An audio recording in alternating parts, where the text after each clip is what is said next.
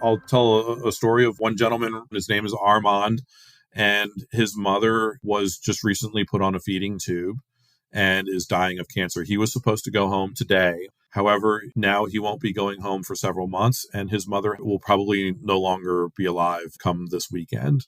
If he had gone home today, his first couple of days out would be the last couple of days of his mother's life, and she'd be able to see him. That's just one story of many that are coming out of this governor's amendment. Hi, fellow Virginians. It's day one. Let's get to work. On this episode of Pod Virginia, inmates expecting to be released get the rug pulled out from underneath them. we'll talk to Shawn Weneta at the ACLU, and he'll explain how a recent budget amendment from the governor is upending the lives of thousands of inmates. That promise that the government made to them is broken. We'll also explore how the court system systematically harms Black teenagers. It places an incredible burden on the entire family system. Plus, what happens when prosecutors say they won't enforce abortion bans? Local prosecutors every single day in every courthouse in America make the decision on what cases to go forward with and which cases not to go forward with. And Virginia's new Office of Regulatory Management. What we're focused on is going to be reducing the number of regulatory requirements. As many as favor that motion will say aye. Those opposed, no. The motion is agreed to. Stick around.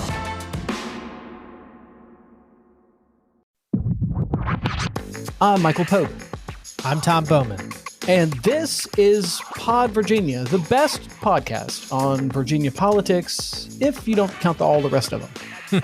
Later in the show, we'll talk to Shawn Weneta at the ACLU of Virginia. He'll explain what's happening to thousands of inmates in Virginia who earned an early release, but they now have the rug pulled out from underneath them. You'll definitely want to stick around for that conversation. But first, let's get to the news.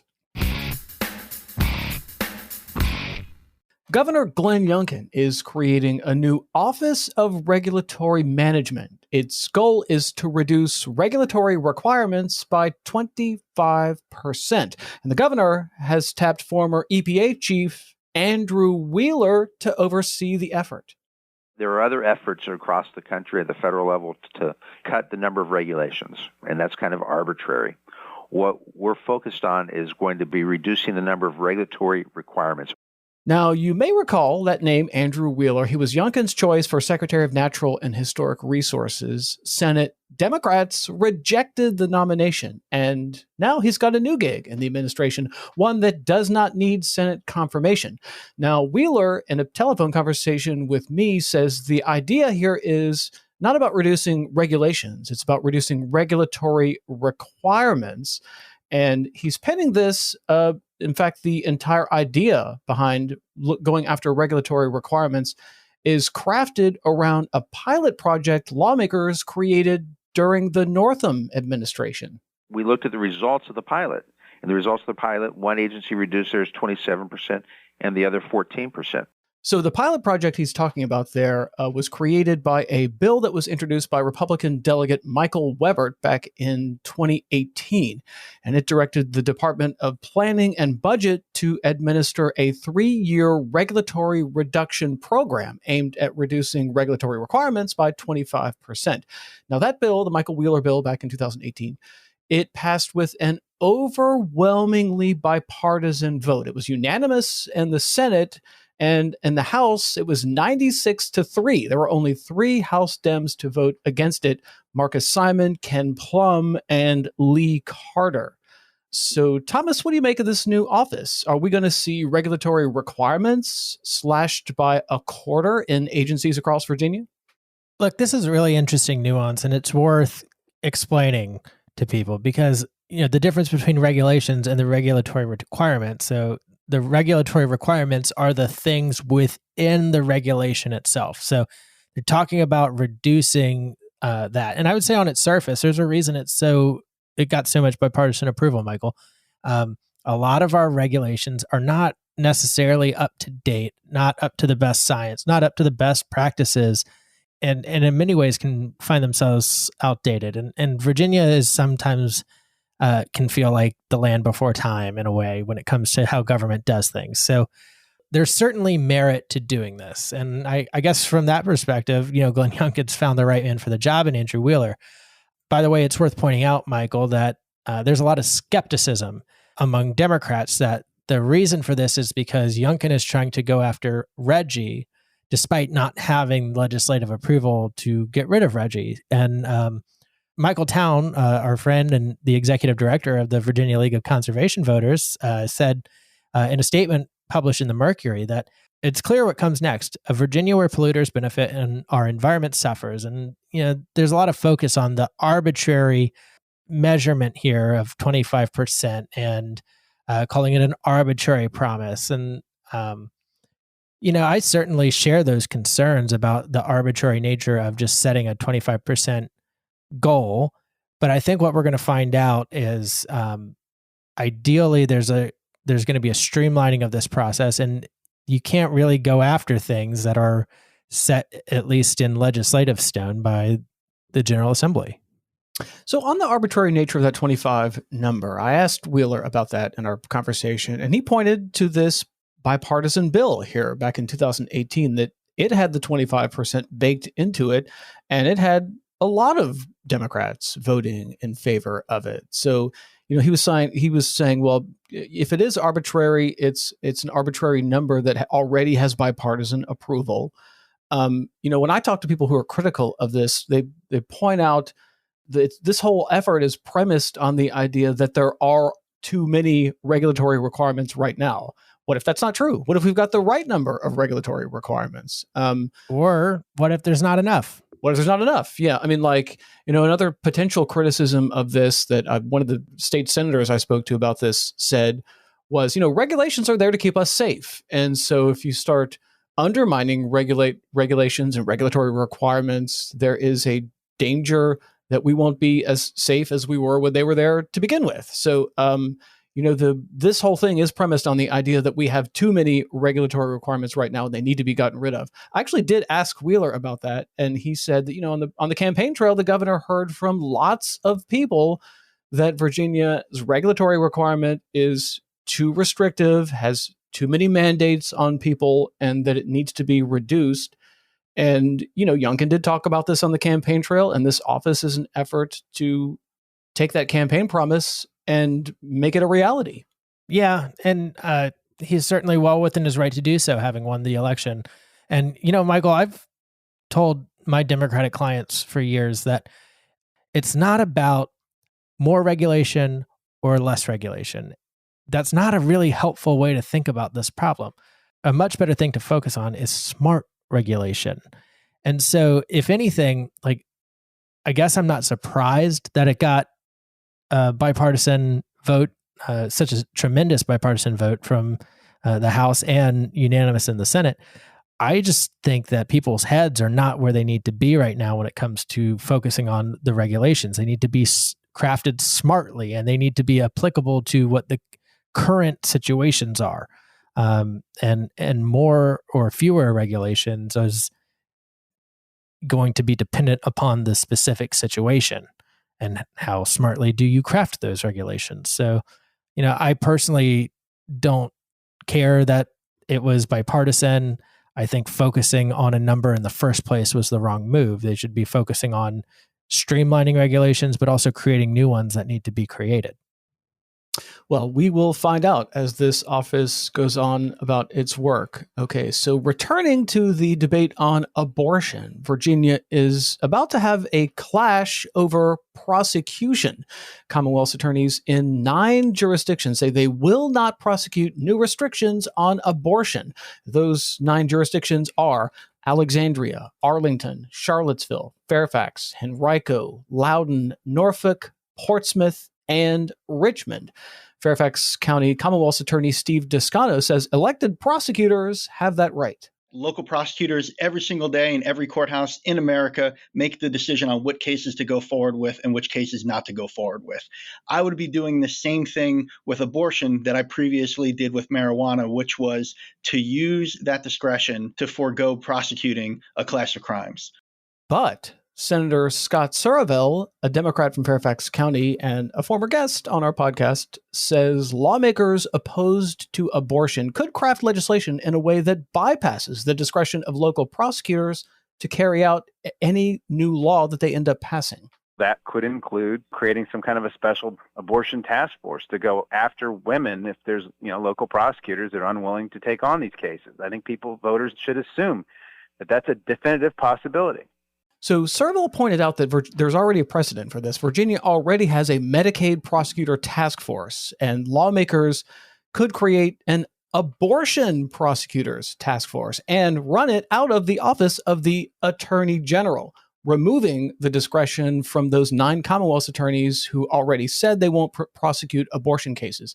So, Thomas, do you think when Republicans get around to writing the details about how their abortion ban or abortion restriction will work, that they would write the enforcement part of this in a way that gives the Attorney General's office the ability to prosecute these cases and take it out of the hands of people like Steve Descano? Well, it's certainly far more likely now that somebody has voiced the quiet part out loud. Michael, it's too soon to say what that bill would look like. And by the way, they're probably going to have multiple opportunities to push and to write and pass a bill. Because as long as the Democrats are in control of the Senate, it's not going to pass. Virginia is not going to eliminate or pass any of these proposed abortion restrictions, no matter what they might be. The risk comes, of course, if Democrats lose the Senate and fail to take back the House chamber. If that happens, then yeah, abortion is at risk. And if the Republicans have a large enough majority, they could take it out of the hands of these local prosecutors. And, while I'm sympathetic to the emotion there and to a local prosecutor who wants to try to avoid doing harm, be very careful, because this is a very dangerous game. Because I can imagine if the shoe is on the other foot, Democrats would not want Republican Commonwealth attorneys flaunting the will of the General Assembly so publicly, and there is a game to play here. And I get, like, Descano's flirting with running for Attorney General, and there's only so many ways you can keep your name in the public eye, Michael. But seems like he wants to run for Attorney General. This is one of those many situations where a really experienced political hand would say, hey, shut up. Do not say this quiet part out loud. Don't give the Republicans ideas, because, Surville's absolutely correct. The General Assembly, if the Republicans have the majority, can write that bill however it is they want to write that bill, and they can take Descano and similarly aligned prosecutors out of the conversation entirely. Well, as a journalist, I'm in favor of people saying the quiet part out loud. So I would encourage all of our listeners not to shut up and to say these things and to have a discussion. And I think having this discussion out in public and voicing all the potential angles on this is a very important part of this whole thing. Which, perhaps. But if that never got voiced out loud, Michael, then it's less likely for the Republicans to craft a bill that takes those potentially problematic local prosecutors out of there. So there's another part of this that's worth thinking about, which is this is part of a theme that we're now talking about abortion, but then, you also heard Descano talk about the war on drugs, the failed racist war on drugs. So that was a time period, when a bunch of prosecutors were getting elected on the platform of not carrying out Virginia law, sort of making the determination Virginia law is broken. And, as elected prosecutors, these progressive prosecutors for justice is the organization they ended up creating, that they as a group would not be prosecuting laws that they felt were unjust. And at the time, those were drug laws. Now we're getting into a point where they're potentially abortion laws. And there's an interesting counterforce here, because that discussion about progressive prosecutors for justice not enforcing drug laws created a reaction where you had the relatively newly elected Attorney General Jason Miyares said, "Put me in the game, coach. I want to enforce these laws. If Fairfax County prosecutor is not going to enforce drug laws, I want to do it." He tried to get the General Assembly to give him authority to step in those cases, and the General Assembly said no. Yeah. So there is this effort out there to figure out a way for the Attorney General's office to step in cases where some people think your local prosecutor is not taking the action he or she should be taking. Yeah. And like I said, it's a dangerous game of whack-a-mole because it's such a subjective interpretation of the role. And yeah, nobody disputes prosecutorial discretion, but there's a difference between quietly exercising prosecutorial discretion and then flaunting it because you're trying to raise your profile for a political campaign. All right, one more item to talk about before we take a break. It's the latest installment of how our court system is set up in a way that disproportionately harms minorities. You've heard this song before. Black teenagers are 2.6 times more likely to be referred to the juvenile justice system than white teenagers, according to state court records. Brianna Jones at the Commonwealth Institute says that creates a disproportionate burden on young people trying to escape poverty. We're asking at a disproportionate rate Black youth and their families to fund our courts, basically. And that's unfair. So it's not as much of a punitive measure as people think it is. She says eliminating court fines and court fees for juveniles could be a step in helping families in need. Phil Hernandez at the Commonwealth Institute says one of the best things lawmakers can do is lowering the statute of limitations on court debt. The debt that you owe can follow you for many decades.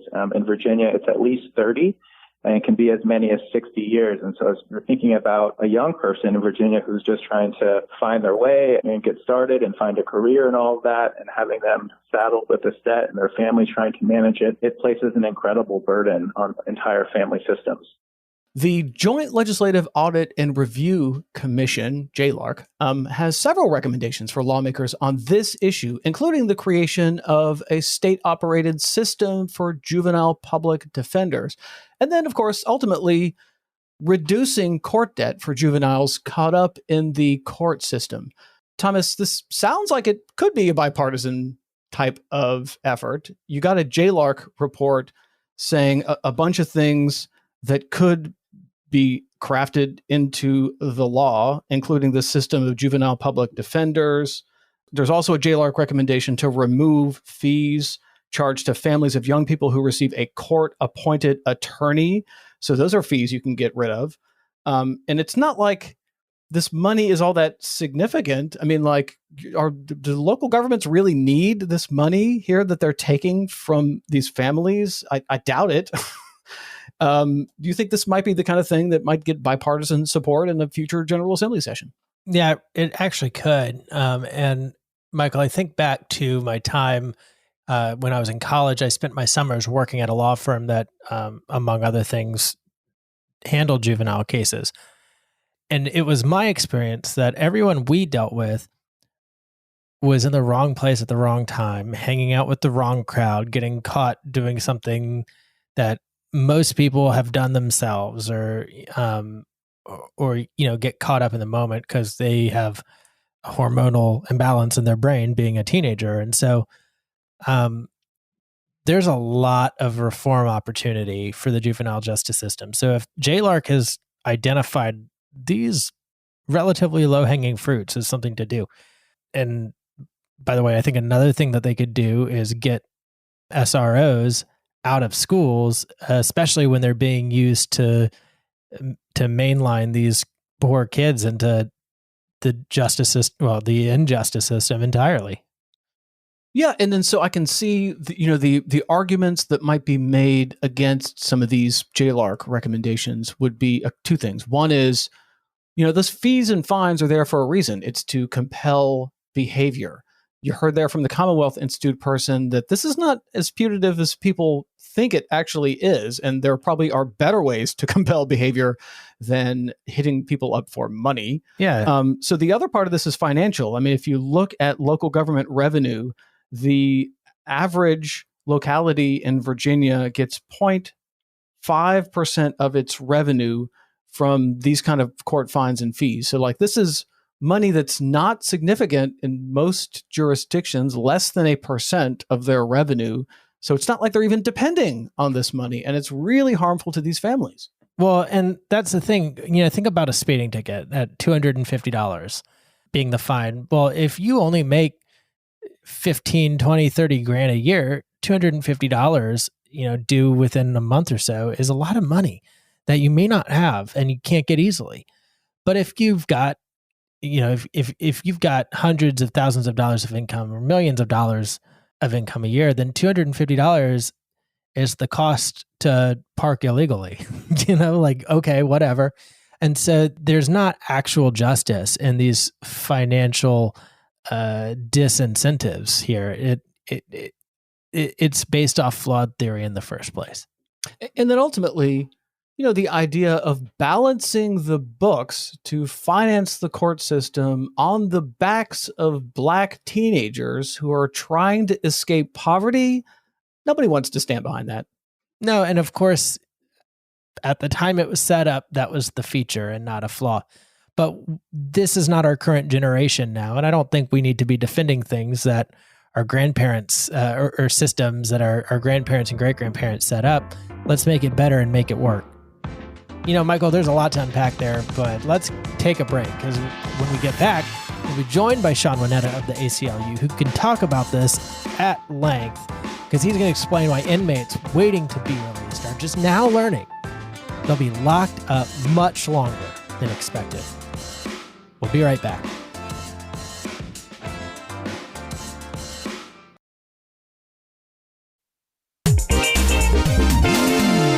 This is Garen Shipley with the House Republican Caucus. You're listening to Pod Virginia with Michael Pope and Thomas Bowman. And we're back on Pod Virginia. We're going to go behind bars now to expose a bait and switch operation recently perpetrated on thousands of inmates in Virginia. The General Assembly passed a law in 2020 that allowed inmates to get out early if they earned sentence credits for good behavior. Thousands of inmates were ready to take advantage of that new law and rejoin their families and communities. But the rug was pulled out from under them last month when the General Assembly approved a budget amendment for the governor that excluded about 8,000 inmates with violent offenses, people who have paid their debt to society and were planning to start new lives. Now, those lives are on hold, leaving criminal justice advocates to wonder what's next. Here today to help us understand what's happened and why, and what to do next, we're joined by a policy strategist for the ACLU of Virginia, Shawn Weneta. Thanks for joining us. Thanks for having me. It's good to be here. Great. We really appreciate you joining us. Let's start with the big picture here. What is an earned sentence credit, and how does the system work for inmates in Virginia? Well, it's a great question. The earned sentence credit system is a system that was put in place in 1995 under the Allen administration. It was in line with what's called truth in sentencing, which made people who are incarcerated serve 85% of their sentence.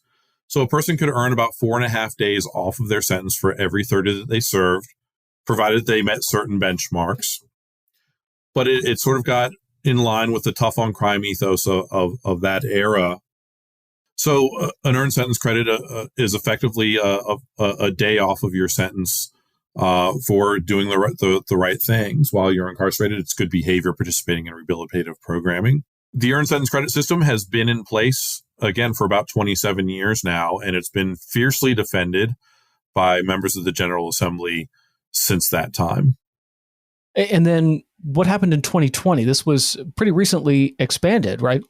Correct. So over the years, there have been proposed expansions of the earned sentence credit system, and they've all failed.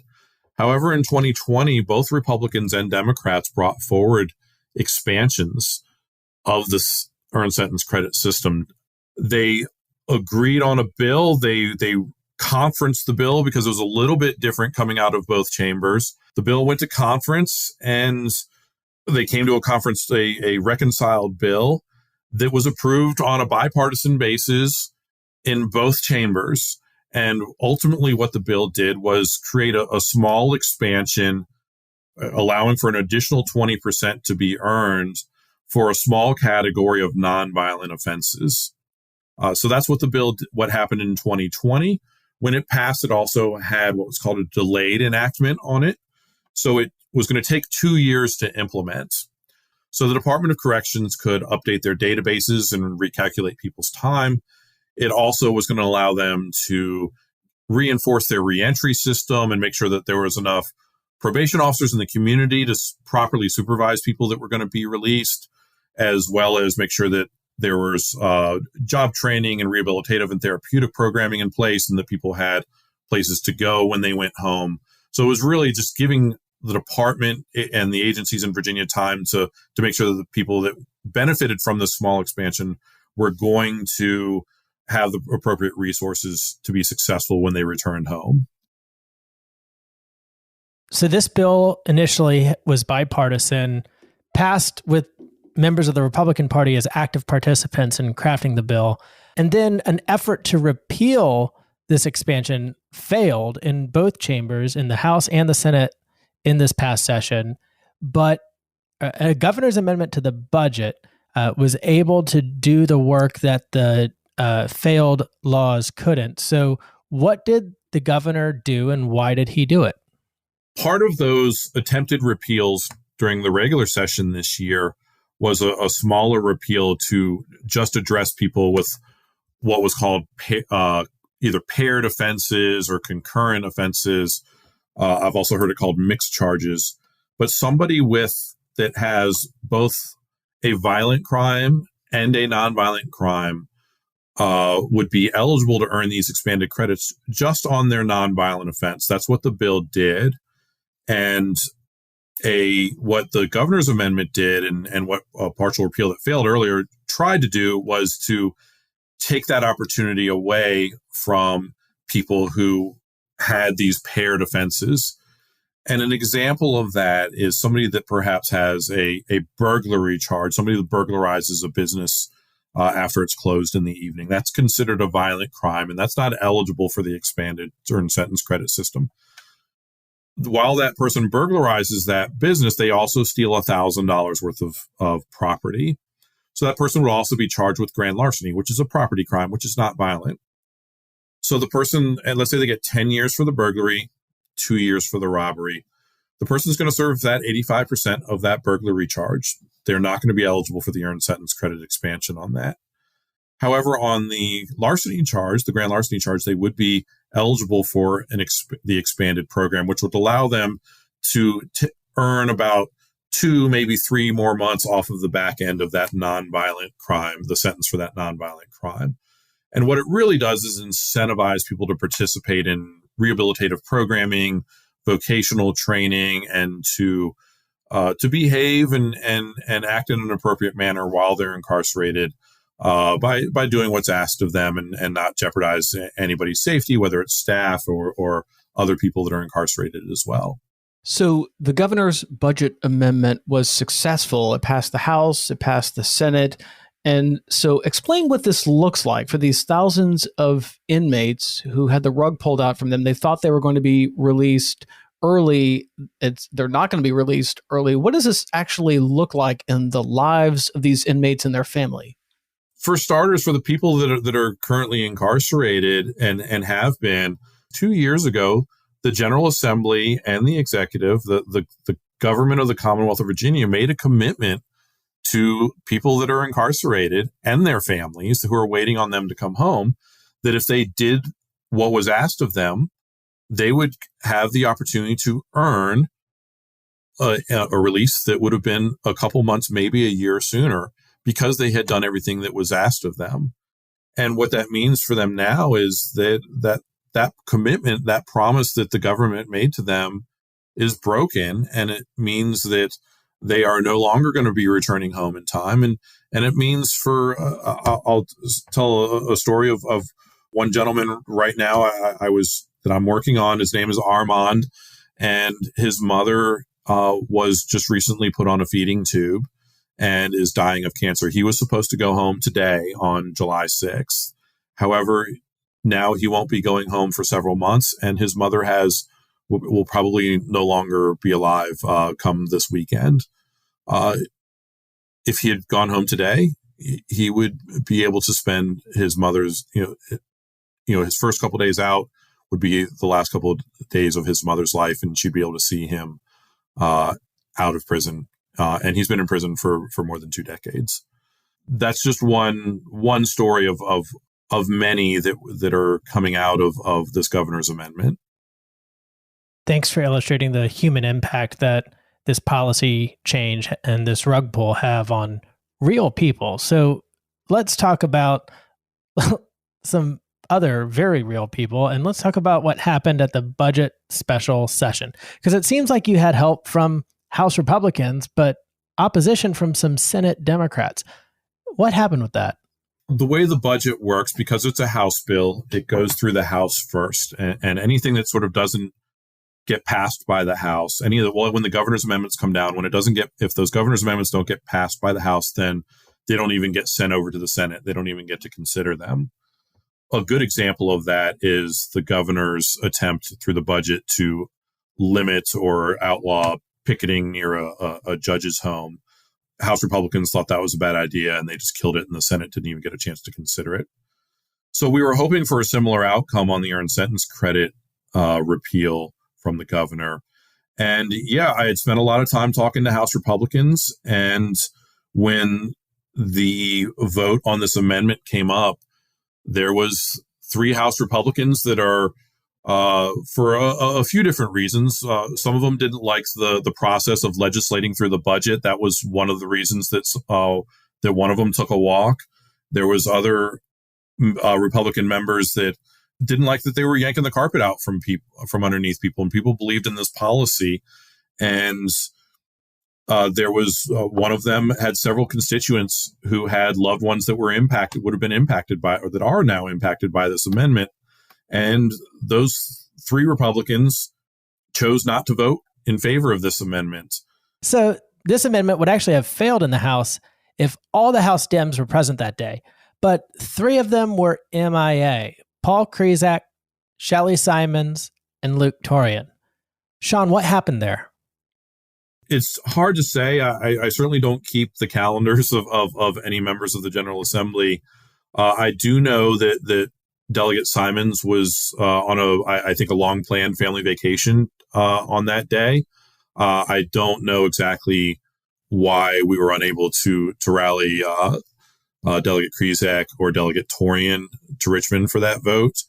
We're certainly disappointed that all members weren't there and able to vote, because had they been there and had they voted along with their caucus, which we expect that they would have, this amendment would not have moved forward, and the carpet would not have been yanked out from under 1,000 families over the course of the next 60 days. And as you mentioned earlier, Michael, I believe about 8,000 people that are currently incarcerated in the Department of Corrections are impacted by this. So despite your best efforts in the House, this budget amendment passed the House. Even though you had 3 Republicans fail to support this budget amendment, it still got through the House and went over to the Senate, where things were a bit more precarious. Now, you had 3 Senate Democrats who ended up voting in favor of the governor's amendment: Linwood Lewis, Monty Mason, and John Bell. Shawn, what kind of response did you get from those senators when you asked them about this amendment? Well, actually, no response, unfortunately.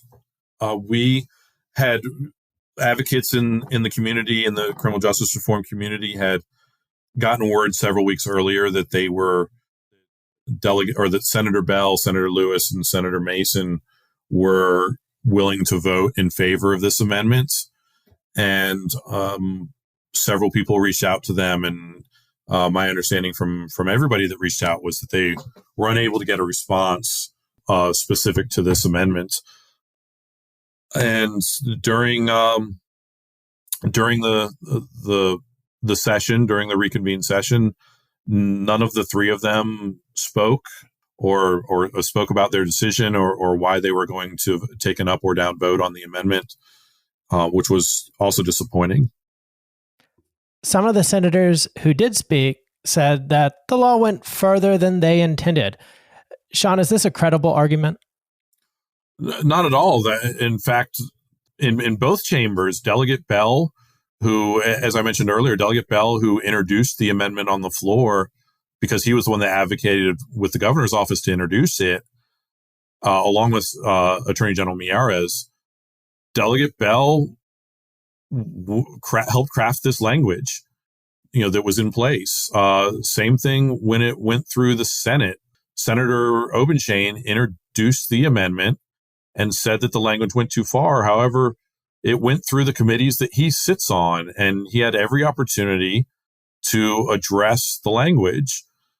A majority of the people that serve on these committees are attorneys, and most of them do criminal work. And they had the opportunity to address the language of this bill multiple times, and they helped write it. They chose not to address it. They didn't address it last year. They didn't even consider it last year.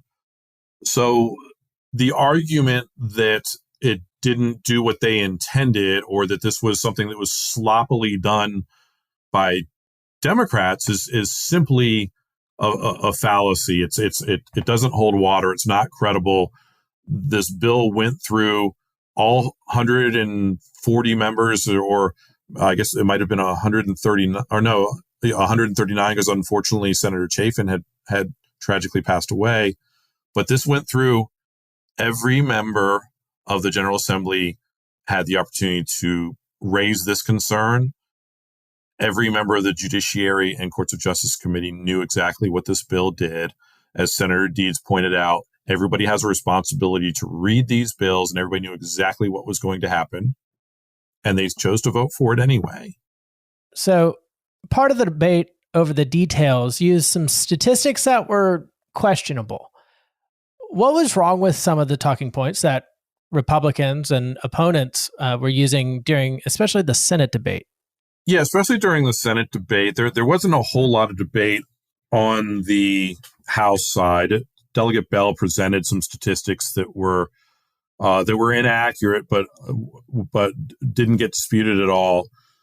On the Senate side, the stats that were presented by Senator Obenshain were at best misleading, if not outright deceptive. And I don't know if it was because Senator Obenshain was simply given bad information by the Department of Corrections, or if he didn't read the full report that I have that was given to him, that it was misleading in saying that people with capital murder were getting out.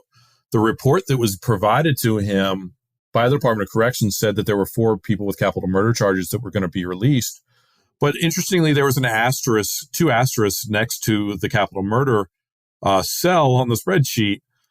And then you had to go down and read the fine print that would tell you that, in fact, nobody convicted of capital murder was going to be touched by this bill, because people with capital murder were the first exclusion, and the only option for somebody with a capital murder charge is life without parole.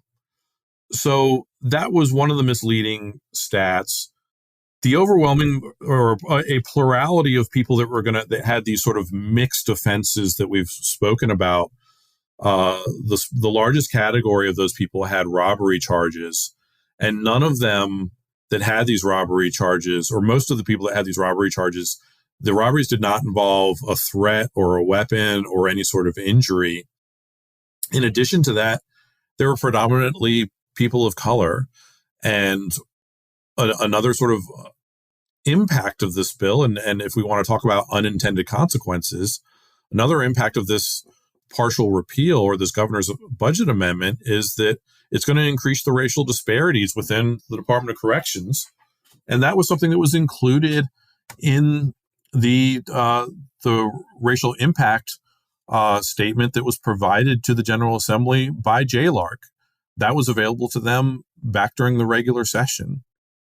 So a lot of the stats that were put forward of how this was going to let out a whole bunch of people with murders and a whole bunch of people with sex crimes was simply inaccurate. It was less than 2% of the people that are getting out as a result of this had a paired, violent crime or a paired sex crime or homicide that was also paired with a nonviolent offense. And important to point out sort of two things is, first off, this bill wasn't going to commute any sentence or get somebody out that wasn't already going to get out. All of these people were getting out anyway. This just allowed them to get out a few months, maybe a year or two early, because they had done everything that we asked of them, and they were only getting out a little bit early on the nonviolent crime. Most of them with these more heinous crimes had served decades, 10, 20, 30, even 40 years in prison. They'd already pulled their time for the violent offense. It was just this nonviolent offense that they were getting a little bit of time off for. Shawn, I want to make sure I heard you correctly. Did you say that the Department of Corrections supplied those misleading statistics? That's correct. The Department of Corrections sent a report to members of the General Assembly. That some members of the General Assembly did share that with us. And we discovered that the Department of Corrections was being, at best, not completely forthcoming, and I would argue manipulative in the way that they presented the data to members of the General Assembly in order to sort of stoke some fear and to stoke tempers, because this was not the Department of Corrections did not want this bill to go forward in 2020. They actively supported its repeal earlier this year, and they were able to sort of present some statistics that were misleading to members of the General Assembly and people that didn't have time to read these reports. And of course, there's no redress by the members of the General Assembly because they don't have the power of oversight like the U.S. Congress does. But we've got to move on because we're basically out of time. But I want to talk about briefly what comes next, Shawn. These thousands of inmates received really upsetting news after that special session. They're not going to be released on the date that they've earned under that earned sentence credit law. Instead, they're going to be released at a later date, who knows when. Can anything be done to help these people in prison get out faster? Well, absolutely. Governor Youngkin has the absolute constitutional authority to pardon. And so he can take executive action, and he doesn't need the General Assembly. He can go back and find each one of these people who the promises were broken to, and he can use his pardon pen in the same manner that Governor Northam did and start releasing people on the dates that they were supposed to get out. And he can start doing that today.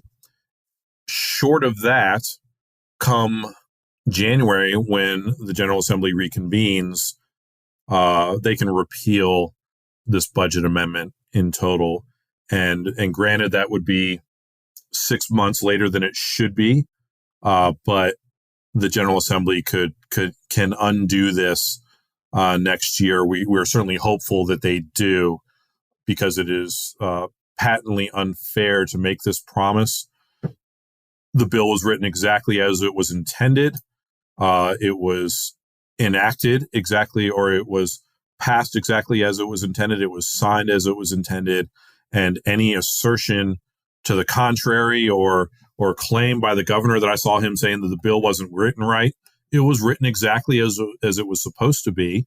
And members and executives who weren't there 2 years ago shouldn't be speculating as to what the intent was of the legislature from 2 years ago, or the governor from 2 years ago, when they could have just asked Don Scott what the intent was. He was the one that wrote it. Delegate Scott is still serving in the General Assembly, and so is Senator Boysko. Senator Boysko spoke very passionately about it during the floor debate on the bill, and so did Senator Deeds. The bill was written and enacted exactly as it was intended, and it should be restored to that as soon as possible. And we'd certainly encourage the governor to use his power of pardon in the meantime to begin sending people home to their families who have been waiting on them to come home, who have made plans, who have planned weddings, who are also dying, unfortunately, and taken a variety of measures to set up for their loved one's success when they come home. All right. Well, let's leave it here. Shawn Weneta of the ACLU, thanks for giving us so much to unpack, for joining us and helping us understand what's happening to these people who've had the rug pulled out from under them. Thanks for having me. It was good to be here. Pod Virginia is a production of Jackleg Media. Our producer is Arian Ballou, our social media manager is Emily Cottrell, and our advertising sales manager is David O'Connell. Find us on Facebook or Twitter, subscribe wherever you get your podcasts, and hey, write a review on Apple Podcast. It really helps people find the show. We'll be back next week with another episode of Pod Virginia.